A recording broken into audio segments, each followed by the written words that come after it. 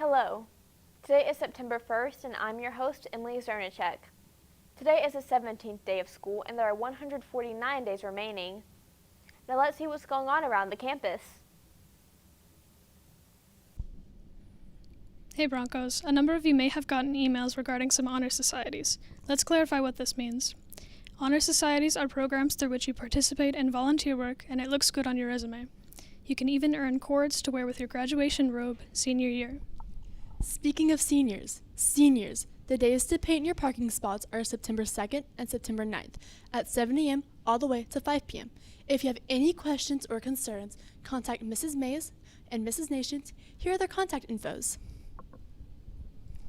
There will be no school on Monday, but coming back Tuesday, the Tuesday's t-shirt theme is sports or jersey. Support your favorite team and wear your favorite team shirt or jersey.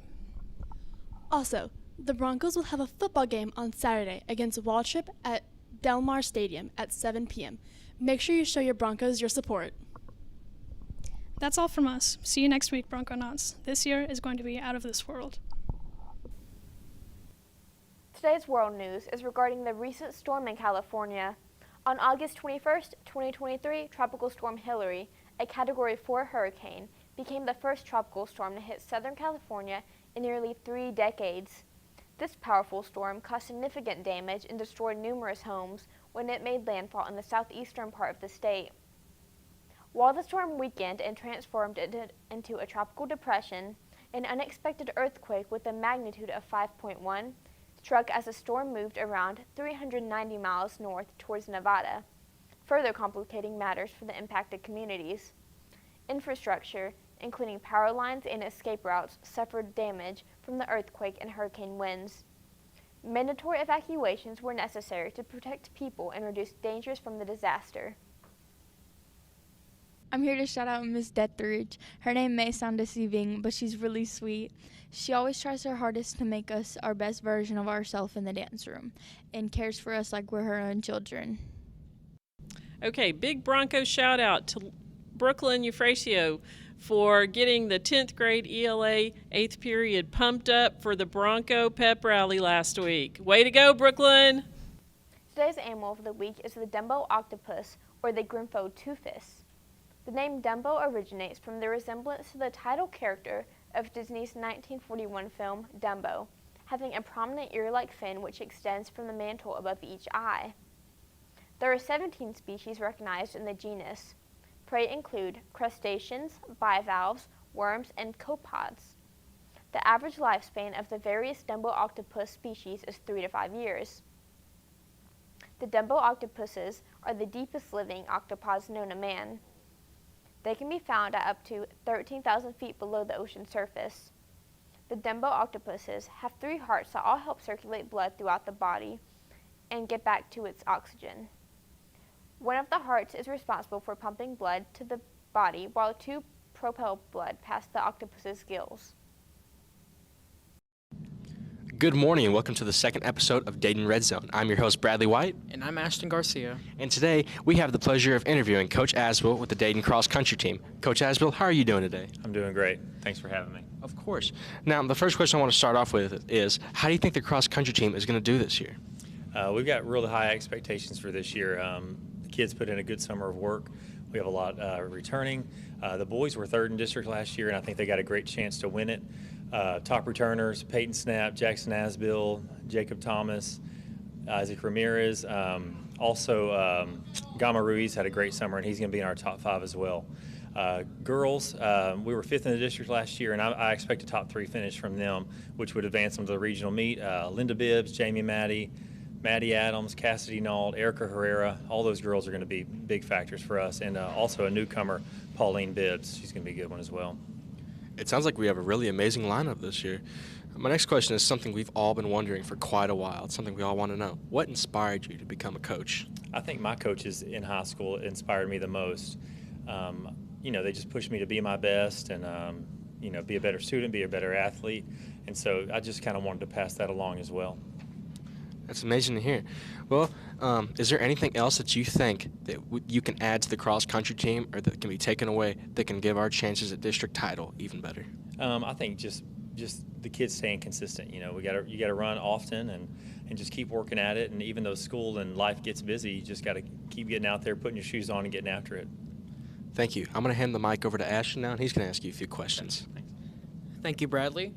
It's also nice to have you, Coach Asbo. Thank you. I want to ask you some few questions. So my first question is, as a cross-country coach, what is so important about this sport? I think it teaches important life lessons, just about being consistent, getting to work every day. I think as an adult, times are tough sometimes, and you don't feel like getting up and going to work, but you might have mouths to feed or bills to pay, and you got to get up and get out there. And I think cross-country is a great sport to teach that lesson. That sounds great. What are the pros of cons of being in cross-country, and why? I think the pros, just being a healthier individual, like I mentioned, the life lessons that it teaches. I think you form permanent bonds with friends. I still have friends that I ran with almost 25 years ago that I still stay in contact with. As far as cons, I don't know that I know one. Well, at least it's good to know, Coach Asbill. And the final question, probably the big question that everyone wants to know this year, do you think it's going to have a impact this year at Dayton? I think our programs in general being successful does have an impact on Dayton. Just like last year when the softball team was making that deep run through the playoffs and the football team made the playoffs, I think it does something for your school and the culture at your school when programs are being successful. Even BPA going to state and nationals and things like that, academic champions in UIL. I think all those things kind of come together to make a more positive culture at school. Thank you. Again, thank you, Coach Asbill. Wow, 25 years. I wouldn't have taken you for a day over 26. Thank you for airing in today. I'm your host, Bradley White. And I'm Ashton Garcia. And this is Dayton Red Zone. Thank you.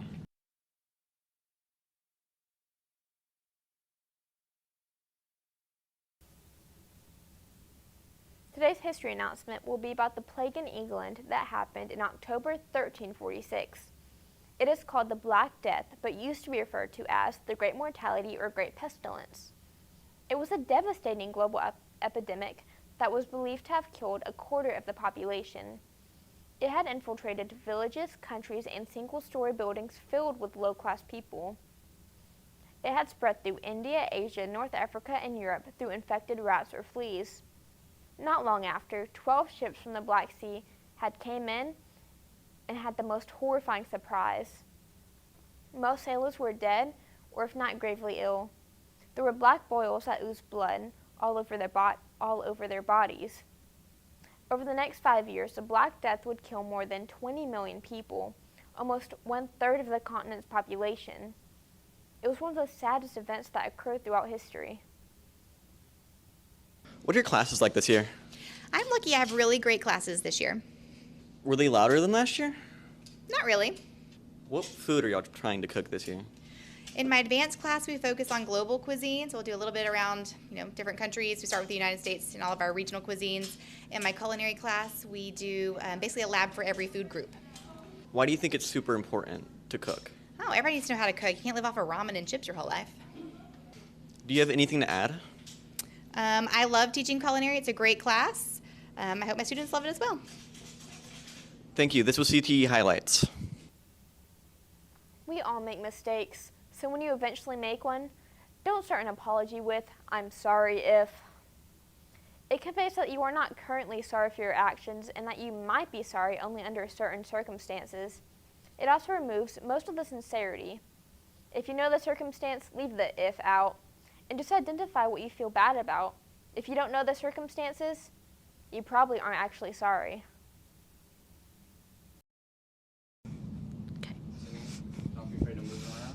What's your favorite Disney princess?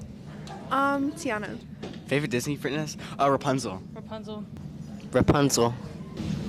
Moana. Moana. Cinderella. Cinderella. Belle. Belle. Jasmine. Okay. What's your favorite superhero? Spider-Man. Spider-Man. Batman. Superman. Batman. To be myself because I'm a hero. Favorite superhero? Spider-Man. Spider-Man. Spider-Man. I married to him in 5th grade. You can ask people that. Optimus Prime. Spider-Man. Batman. What's your favorite superhero? Spider-Man. Spider-Man. Spider-Man. Spider-Man. That's it, guys. Bye. Today's quote of the week is from Charlino Sanchez. If money doesn't change your life, then you change it yourself. Thank you for tuning in, and have a blessed Bronco day.